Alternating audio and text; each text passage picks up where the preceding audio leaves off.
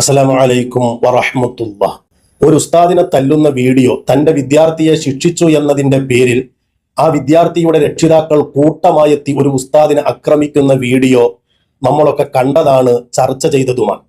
എന്നാൽ അതുമായി ബന്ധപ്പെട്ട് യാതൊരുവിധ അടിസ്ഥാനവുമില്ലാത്ത കുറെ പ്രചരണങ്ങൾ സമൂഹ മാധ്യമങ്ങളിൽ നടക്കുന്നുണ്ട്.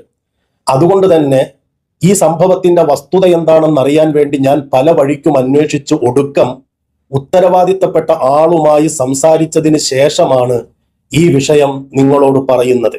സോഷ്യൽ മീഡിയയിൽ വ്യാപകമായി പ്രചരിക്കുന്നതും ചില സംഘി പ്രൊഫൈലുകളിൽ പ്രചരിപ്പിക്കുന്നതുമായ ഒരു കാര്യം, ഒരു കുട്ടിയുടെ ശരീരമാസകലം അടികൊണ്ട് പൊളിഞ്ഞു നിൽക്കുന്ന ഒരു വീഡിയോ.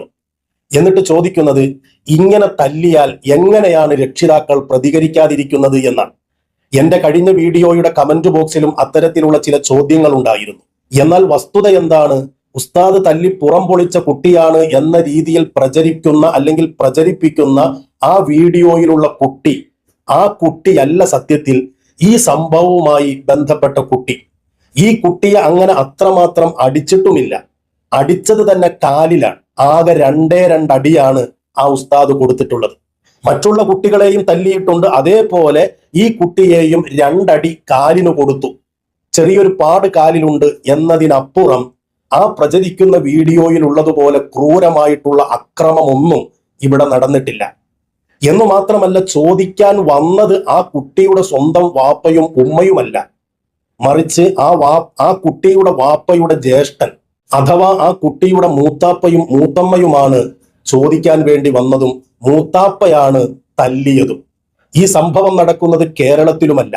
പക്ഷേ വസ്തുതകൾ അറിയാതെ വേറെ ഏതോ ഒരു കുട്ടിയുടെ തല്ലുകൊണ്ട ശരീരമൊക്കെ കാണിച്ചിട്ട് ഈ ഉസ്താദിന് ഇതുകൊണ്ടാണ് തല്ല് കിട്ടിയത്, തല്ല് കിട്ടേണ്ടതാണ് എന്നൊക്കെയുള്ള രീതിയിൽ പ്രചരിപ്പിക്കുകയാണ്.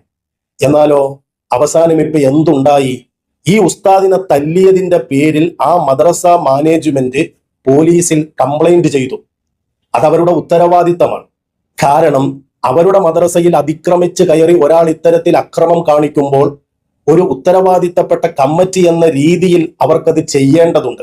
കാരണം ഈ സംഭവം നടന്നതിന് ശേഷം ആ മഹലിലുള്ള ഒരുപാട് ആളുകൾ തടിച്ചുകൂടി, ആ വീഡിയോയൊക്കെ നിങ്ങൾ കണ്ടിട്ടുണ്ടാകും, ഒരുപാട് ആളുകൾ തടിച്ചുകൂടി ശക്തമായി പ്രതിഷേധിക്കുകയും പരാതി കൊടുക്കാൻ നിർബന്ധിക്കുകയും ചെയ്തതിന്റെ അടിസ്ഥാനത്തിൽ കമ്മിറ്റിക്ക് അങ്ങനെ ഒരു പരാതി കൊടുക്കേണ്ടി വന്നതാണ്. ആ ഉസ്താദിനോടും പരാതി കൊടുക്കാൻ നാട്ടുകാർ പറഞ്ഞെങ്കിലും ആ ഉസ്താദ് പറഞ്ഞത്, എനിക്കൊരു പരാതിയുമില്ല, ഞാൻ അതൊക്കെ പൊരുത്തപ്പെട്ടു കൊടുത്തു എന്നാണ്. എന്തായാലും ആ ഉസ്താദിന്റെ പേരിൽ ഇപ്പോൾ കേസ് രജിസ്റ്റർ ചെയ്തിരിക്കുകയാണ്. നിങ്ങൾ ഈ കാണുന്നത് അതിന്റെ FIR ആണ്.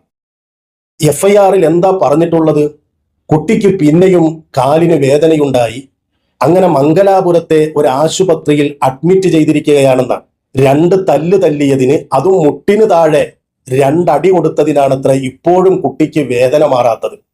അതിനു പോയി ആശുപത്രിയിൽ അഡ്മിറ്റ് ചെയ്തിരിക്കാൻ.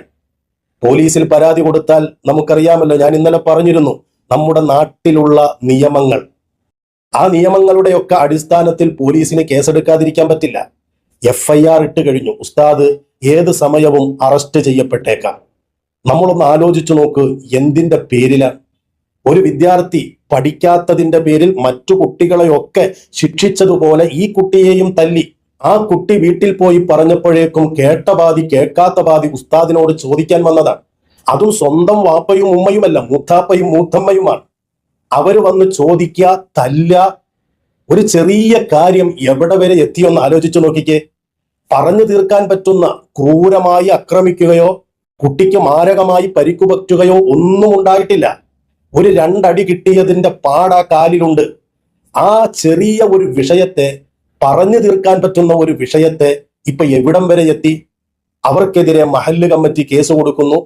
സ്വാഭാവികമായും അവർ ഉസ്താദിനെതിരെ കേസ് കൊടുക്കുന്നു. ആരൊക്കെ തൂങ്ങണം, എന്തെല്ലാം പ്രയാസങ്ങൾ സഹിക്കണം. എങ്കിലും ആ മഹല്ല് കമ്മിറ്റിയും ആ നാട്ടുകാരും അവരാ ഉസ്താദിനൊപ്പം നിൽക്കാൻ. കാരണം ആ ഉസ്താദ് നിരപരാധിയാണെന്ന് അവർക്കൊക്കെ അറിയാം. അതുകൊണ്ടാണ് ആ കാണുന്ന ആൾക്കൂട്ടം അവിടെ തടിച്ചുകൂടിയതും. അതല്ലാതെ സോഷ്യൽ മീഡിയയിലൊക്കെ പ്രചരിക്കുന്നത് പോലെ കുട്ടിയുടെ ശരീരം മുഴുവനും അടിച്ചു മുറിവേൽപ്പിച്ച ഒരു ഉസ്താദാണെങ്കിൽ രക്ഷിതാക്കൾ മാത്രമാണോ? നാട്ടുകാരും കൈവയ്ക്കില്ലേ? ഇവിടെ കണ്ടതെന്താ? നൂറുകണക്കിന് ആളുകൾ തടിച്ചുകൂടിയിട്ട് അവര് പറയുന്നത് അയാളെ മഹല്ലിൽ നിന്ന് പുറത്താക്കണമെന്നാണ്. മാത്രമല്ല അയാൾക്കെതിരെ മഹല്ല് കമ്മിറ്റിയും ഉസ്താദും കേസ് കൊടുക്കണമെന്നാണ് നാട്ടുകാർ ഒന്നടങ്കം ആവശ്യപ്പെടുന്നത്. എന്തുകൊണ്ടാണ്? ഉസ്താദ് നിരപരാധിയാണ്, കുട്ടി പഠിക്കാൻ വേണ്ടി മാത്രം ഉസ്താദ് ആ കുട്ടിയുടെ കാലിൽ 2 തല്ലേ തല്ലിയിട്ടുള്ളൂ എന്ന നാട്ടുകാർക്ക് ബോധ്യപ്പെട്ട വസ്തുതയാണ്. അതിനാണ് ഇപ്പൊ സമൂഹ മാധ്യമങ്ങളിലൂടെ ചില ആളുകൾ പറയുന്നത് ഉസ്താദിന് ആ തല്ല് കിട്ടേണ്ടതാണ്. കാരണം അത്രമാത്രം ഉസ്താദ് കുട്ടിയെ തല്ലിയിട്ടുണ്ടത്രേ. വസ്തുത എവിടെ കിടക്കുന്നു? പ്രചരിക്കുന്ന കാര്യങ്ങൾ എവിടെ കിടക്കുന്നു? ഏതായാലും ഉസ്താദ് കുടുങ്ങി. ഉസ്താദിനെതിരെ പോലീസ് കേസ് രജിസ്റ്റർ ചെയ്ത് FIR-ഉം ഇട്ട് കഴിഞ്ഞു. ഇനി അറസ്റ്റാണ്. അറസ്റ്റ് ചെയ്യപ്പെട്ടു പോയാൽ ഉസ്താദിനെ നേരെ റിമാൻഡിലേക്ക് അയക്കും. ആ ഉസ്താദിനെ തല്ലിയ ആളുണ്ടല്ലോ, അയാൾക്കെതിരെ കമ്മിറ്റി കേസ് കൊടുത്തത് കൊണ്ട് തന്നെ അയാളെ പോലീസ് അറസ്റ്റ് ചെയ്ത് അയാൾ ഇപ്പോൾ റിമാൻഡിലാണ്. അതേപോലെ ഉസ്താദും റിമാൻഡിലേക്ക്, ജയിലിലേക്ക് പോകേണ്ട ഒരവസ്ഥ വരും. അതുകൊണ്ട് അറസ്റ്റ് ചെയ്യാതിരിക്കാൻ എന്താണോ വേണ്ട നടപടികൾ, മുൻകൂർ ജാമ്യം എടുക്കാം, മഹല്ല് കമ്മിറ്റിയോ ഉത്തരവാദിത്തപ്പെട്ട ആളുകളോ അത് ചെയ്യണം. കാരണം ഇവിടെ ഉസ്താദ് ഒരു നിരപരാധിയാണ്. സാധാരണ രീതിയിൽ കുട്ടികളെ ശിക്ഷിക്കുന്നത് പോലെ ശിക്ഷിച്ചു എന്നതിനപ്പുറം ക്രൂരമായ പീഡനമോ അക്രമമോ മറ്റെന്തെങ്കിലുമോ ഒന്നും നടന്നിട്ടില്ല. സാധാരണ രീതിയിൽ നമ്മളൊക്കെ കുട്ടികളെ ശിക്ഷിക്കുന്നത് പോലെ ഒരു ശിക്ഷ, എന്റെ ഉസ്താദുമാരോട് ഞാൻ ഇന്നലെ പറഞ്ഞത് തന്നെ ഇന്നും ആവർത്തിക്കാൻ, അതുപോലും പാടില്ലാത്തൊരു കാലമാണ്. നിയമപരമായി തെറ്റായ ഒരു കാര്യമാണ്. നമ്മൾ ശ്രദ്ധിക്കണം. എന്തായാലും ഇനി ആ ഉസ്താദ് ജയിലിലേക്കും കൂടി പോകുന്ന ഒരവസ്ഥ ഉണ്ടാകരുത്. അതിന് ഉത്തരവാദിത്തപ്പെട്ട ആളുകൾ വേണ്ട കാര്യങ്ങൾ പെട്ടെന്ന് ചെയ്യുകയാണ് വേണ്ടത്. അതോടൊപ്പം നമ്മളൊക്കെ പ്രാർത്ഥിക്കുകയുമാണ് വേണ്ടത്. അല്ലാഹു തആല ആ ഉസ്താദിനും അതേപോലെ അറിവ് പകർന്നു കൊടുക്കുന്ന ആയിരക്കണക്കിന് ഉസ്താദുമാരുണ്ട്, അവർക്കൊക്കെ കാവൽ നൽകുമാറാകട്ടെ. അസ്സലാമു അലൈക്കും വറഹ്മത്തുള്ളാഹി.